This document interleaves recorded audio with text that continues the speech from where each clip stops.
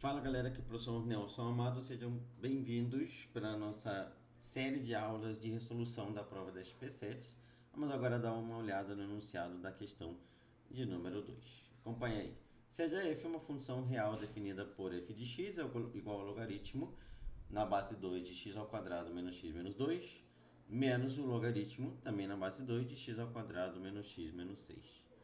E aí ele me diz, o valor da soma de todos os valores inteiros para os quais a função f não está definida é... Quando ele diz que os valores inteiros para a qual a função não está definida, queremos o complementar do domínio dessa função. Toma muito cuidado que um erro muito comum que a gente comete nesse tipo de exercício é tentar usar a propriedade do quociente, né? Diminui, transforma no quociente, corta a base 2. Não é possível utilizar essa propriedade aqui, tá? A gente vai ter que pegar, primeiro, estudar para quais valores de x o logaritmo na base 2 de x ao quadrado menos x menos 2 existe e fazer a interseção com os valores para os quais a função log na base 2 de x ao quadrado menos x menos 6 existe, tá? Então a gente vai ter que estudar cada logaritmo por separado. E a condição de existência é pegar o quê? Nossa base sendo maior do que zero e diferente de 1 e o logaritmando positivo. Então vamos precisar que x ao quadrado menos x menos 2 seja um número maior do que zero, tá? Tem que ser maior e não pode ser maior ou igual, tá? Deixa eu dar um zoom aqui. Tem que ser só maior que zero. Tá, então vamos estudar essa função. Isso aqui seria uma parábola com concavidade voltada para cima. Calcularemos as raízes. Soma tem que ser 1, produto tem que ser menos 2. Primeiro valor de x vai ser o número 2. Segundo valor de x será o número menos 1. Ah, não consigo porção em produto. Tudo bem. Delta e Bhaskara nos ajuda a chegar ao mesmo resultado.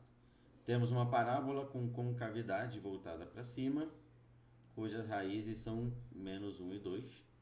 E aí sabemos que entre as raízes é o sinal oposto do A, fora das raízes é o mesmo sinal do A. Então, onde ela é positiva depois do número 2 e ela será positiva antes do menos 1. Lembrando que tem que ser maior do que zero e não pode ser igual. Então, trabalharemos com a nossa famosa bolinha aberta para representar que os valores menos 1 e 2 eles não vão fazer parte do domínio dessa função.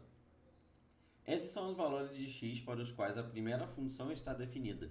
Agora, calcularemos o valor de x para os quais a segunda função, x ao quadrado menos x menos 6, estará definida.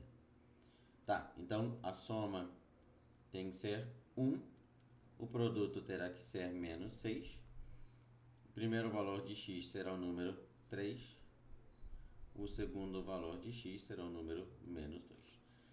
Então temos novamente uma parábola com concavidade voltada para cima, cujas raízes vão ser menos 2 e 3.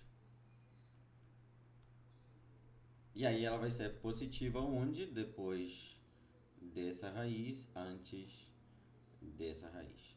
Então esses são os valores de x para os quais a nossa função ela é positiva. E aí não esquece da bolinha aberta para poder representar que, como é maior que zero e não maior ou igual, nenhuma das duas raízes entram no domínio dessa segunda função. Você tem duas funções diferentes, tá? Só que quando você trabalha com a diferença entre funções, para eu calcular o domínio, eu tenho que fazer a interseção. Que eu vou precisar que a primeira função exista e ao mesmo tempo a segunda. Se a primeira função não existe, essa função é claro que não vai existir. Então é uma interseção entre os domínios. Então eu vou precisar fazer a interseção do primeiro domínio com o segundo domínio. Então vamos descer aqui um pouquinho para a gente poder fazer a nossa interseção. Aqui a gente vai trabalhar com intervalo, né? Então eu vou pegar o primeiro domínio e os valores antes de menos 1 e depois do número 2. Então lembrando que uma bolinha aberta no menos 1, né? E uma bolinha aberta no 2. Menos 1 e 2, né? E aí eu estou pegando os valores antes do menos 1, depois do número 2. A nossa segunda função, ela vai pegar os valores antes do menos 2 e depois do 3, né? Menos 2 aqui. aqui, 3 aqui. Antes do menos 2, depois do número 3. Para fazer a interseção, vamos pegar os valores que elas têm em comum. Então, eu vou perceber que antes do menos 2, todos esses valores são em comum. Então, eles vão fazer parte da interseção. Então, será aberto em menos 2 para a esquerda, né? Então, todos os valores de x menores que menos 2. Entre menos 2 e menos 1 não tem nada em comum. Não serve. Do menos 1 até o 2 não vai existir mesmo. E depois, entre o 2 e o 3, né? Também não tem nada em comum. A última parte que o nosso domínio estará definida vão ser os valores de x maiores do que 3. Beleza, então esse aqui é o domínio da função, isso aqui é o domínio de f, né? O domínio de f vai ser o quê? Um intervalo real que varia de menos infinito até o menos 2, aberto em menos 2, porque não pode ser ele, né? União do número 3 até mais infinito. Qual é o complementar desse conjunto?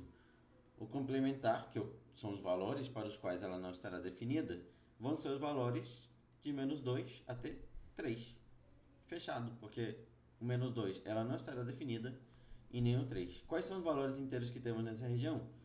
Menos 2, menos 1, 0, 1, 2 e 3. E qual é a soma entre esses valores? A soma desses valores dá 3. Vamos perceber que a resposta correta para essa questão de número 2 vai aparecer lá na letra C. Os valores para os quais, a soma dos valores para os quais essa função não estará definida será 3. Você vai cometer um erro muito grande se você tentar transformar isso num quociente, tá? Já vi isso algumas pessoas fazendo. Qual é o problema? É que a função não é a função determinada a partir do quociente. É uma diferença de logaritmos, tá? Então, o primeiro ele não pode ser negativo e o segundo não poderá ser negativo, tá? Quando você transforma no quociente, você permite a possibilidade de trabalhar com a divisão, menos com menos dando mais.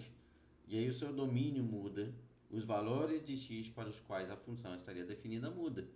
Então você vai ter outras regiões onde provavelmente essa função vai existir. Então o seu estudo ele tem que ser feito sempre por separado, tá?